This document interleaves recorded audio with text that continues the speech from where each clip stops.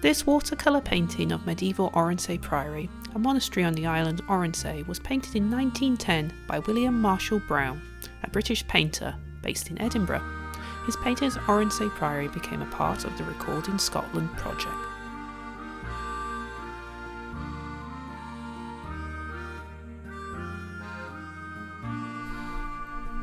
The Recording Scotland project was launched in 1942 as an extension of the Recording Britain scheme. It was designed to create a permanent pictorial record of Scotland thought to be at risk from bombs and growing industrialisation. The pictures range from castles, churches and docks, to village streets, fishing ports, and cityscapes of Edinburgh and Glasgow. The collection was presented to the University of St Andrews in 1952. Marshall Browne studied at Edinburgh School of Art, based at the Royal Scottish Academy. He also studied in London and in France, but he became recognised for his figurative work in Scottish landscape settings. He is probably best known for his coastal landscapes. His wife, May Marshall Browne, also painted many coastal scenes that belong today to the Recording Scotland collection. Many of Marshall Browne's works are large, exhibiting broad and rapid brushwork and a bright palette, painted primarily in oil but also watercolour.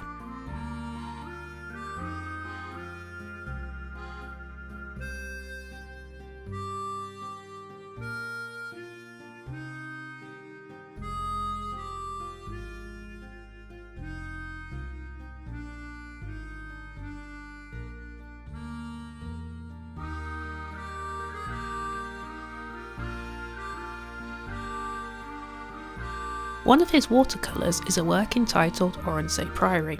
It was a monastery of canons based on the island of Oronsay in the Inner Hebrides near Argyll, off the coast of Scotland. The ruins of this Augustinian priory are situated towards the west end of the tidal island of Oronsay, north east of the narrow sea inlet of Port na Luing. The craggy slopes of Bien Oronsay, rising to the north-east of the monastery, provide a natural water supply which in medieval times made this the principal area of habitation on the island. It is traditionally said that St Columba is said to have established the first monastic community in Oronsay. However, none of the ruins can be positively identified as belonging to a Celtic community. The priory was in existence by 1353, perhaps founded by John of Islay, Lord of the Isles. The first monks, who were Augustinians, came from a monastery dedicated to the Holy Cross and probably came across to Oronsay from Ireland. The Holy Cross seems to have a significance important to the monastic community as the High Cross dominates the landscape. In Marshall Browne's painting, the High Cross stands in the foreground, about 4 metres east of the ruins of the monastery church. Behind it there are ruins of the church tower. In the background one may see Macduff Isle. This part of the church was not the original, but was built later, in the late 15th century. According to Historic Environment Scotland, who have been looking after the ruins, the High Cross rises from a 4-tiered foundation. From the inscription it can be seen that the cross recalls the death of the prior Colin, who presided over the Oronsay monastery and probably dates from the year 1510, the year of Colin's death. On the west side of the cross are seen the crucifixion of Jesus, and on the east side are foliage motifs. Marshall Browne depicts them meticulously and sophisticatedly. Although a blurry watercolour technique, we can still see some shapes of precisely elaborated foliage motifs. While the Great Cross was brought over to the island, the rest of the monuments were carved on Oronsay itself from an imported chlorite schist, and these were done sometime between 1500 and 1560.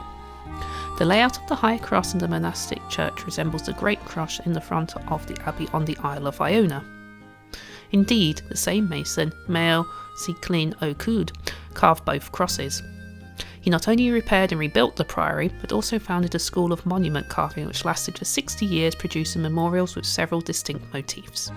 The Oronsay Priory, together with the High Cross, are scheduled as ancient mementa, a nationally important archaeological site or historic building in the United Kingdom.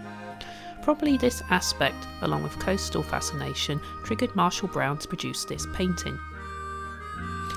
Every time we look at the painting of Oronsay Priory, William Marshall Browne takes us to the place in which time seems to stop and wait for us.